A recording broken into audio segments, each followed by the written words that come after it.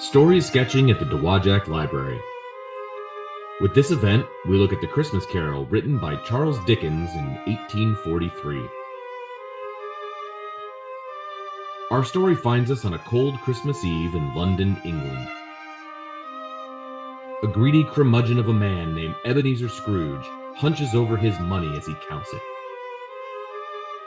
His assistant, Bob Cratchit, is shivering at his desk. Scrooge will not even spare enough coal to warm the room with the fire.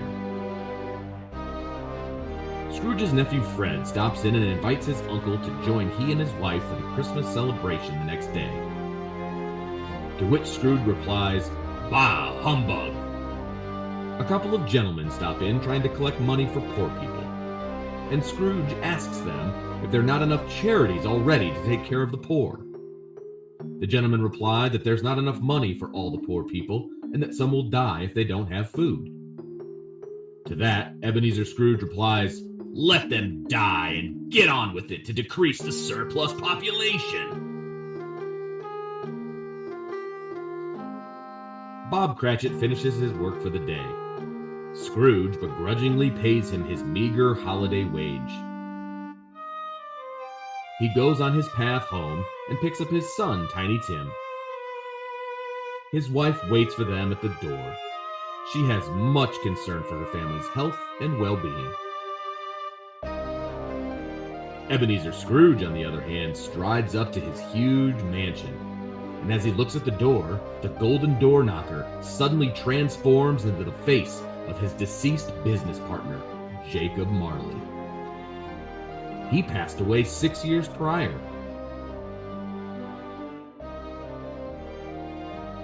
Scrooge gives himself a good shake and tells himself that the apparition is just a bit of indigestion. He goes into his home and sits by the fire, wrapped in his crimson housecoat. Suddenly, there's a loud noise made by the rattling of chains and metal money boxes, accompanied by wailing of many souls. Jacob Marley's ghost whooshes into the room. He is bound by yards and yards of chains and money boxes. He says that these are the things that he has accumulated while he was alive with his greed and his selfishness. He has come to warn his former partner, Ebenezer Scrooge, that he will have a similar fate if he doesn't change his ways. Jacob Marley says that Scrooge will be visited by 3 more spirits that night. Not truly believing what he has just experienced, Scrooge closes his eyes to sleep. With a bright flash of light, he is awakened. He sees before him a glowing childlike spirit. She says that she is the ghost of Christmas past. She takes him up on the winds and transports him back to the time of his childhood.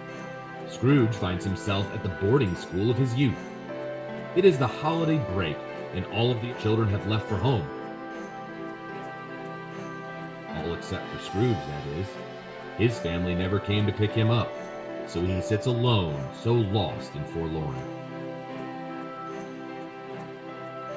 The spirit then makes him visit a time when he was a young man, and he was engaged to a beautiful woman named Belle. He loved her very much, but she left him, saying that his love for money and material things was way more than his love for her. She turned her back and walked away. Scrooge was moved to tears with this memory. He then turns to his home and falls fast asleep. After a short while, the clock strikes and he awakes to find in the living room a giant man in a green coat, surrounded by much plenty and tables full of good things to eat. He said that he is the ghost of Christmas present and will show Scrooge the world as it is on this particular Christmas. He extends his arm and tells Scrooge, "Touch my robe," which Scrooge does. They fly over the nighttime London sky. Soon, it becomes light, and they see Bob Cratchit and his family. Scrooge notices that he has a small child named Tim, who is sick and carries a cane.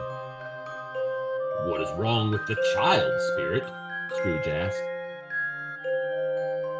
"He is very sick," says the spirit.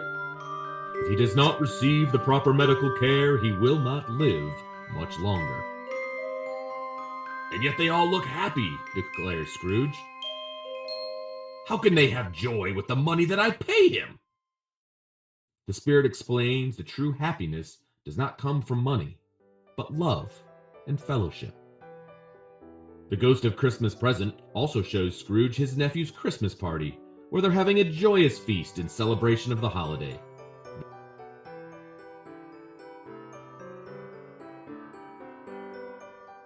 There is nothing in this world so irresistibly contagious as laughter and good humor, explains the Ghost of Christmas Present.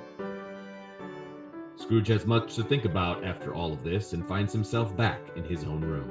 He easily falls asleep, but soon the clock strikes again, and another ghost appears. This time, it is the ghost of things yet to come.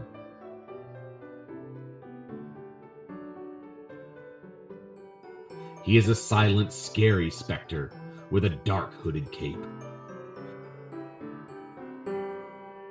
He leads Scrooge to a place where people are describing a person who has recently passed away. Some of those people are happy that he died, and they laugh and mock the deceased man. The Ghost of Christmas Yet to Come then shows Ebenezer other people who are dividing the man's belongings with glee.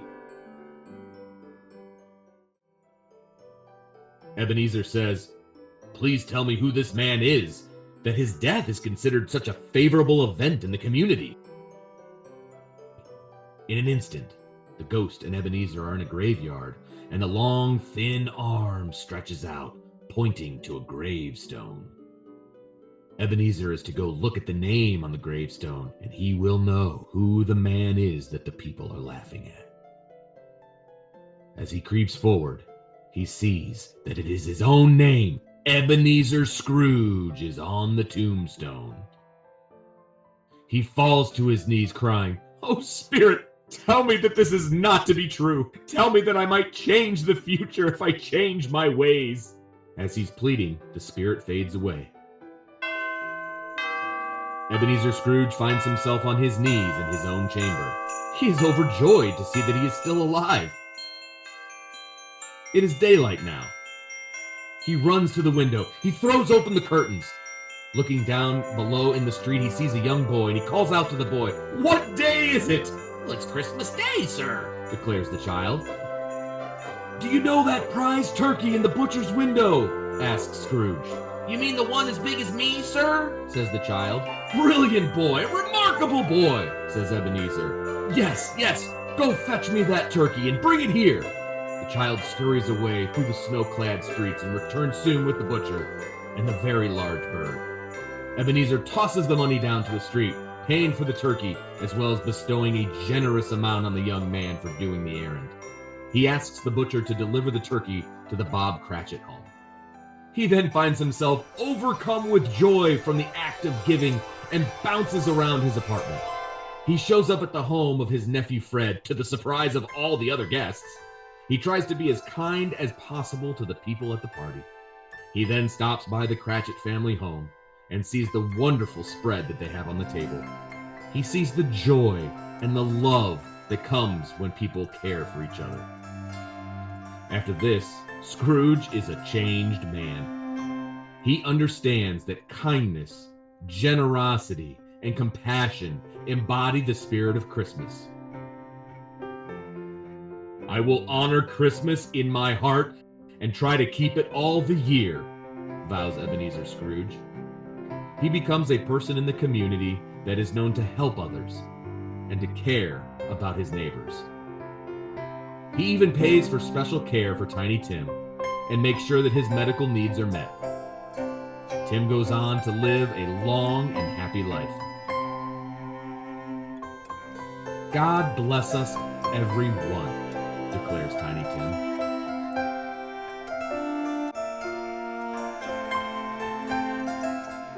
Story Sketching puts out an open call to people of all ages and skill levels to meet at the Dowagiac Library and interpret a classic novel. All attendees create images of characters in the book. They look at vintage illustrations for their inspiration.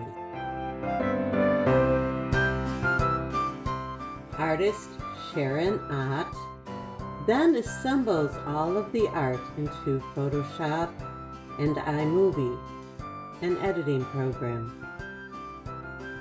The result is this group compilation art video. I hope that you have enjoyed our retelling of A Christmas Carol. The end.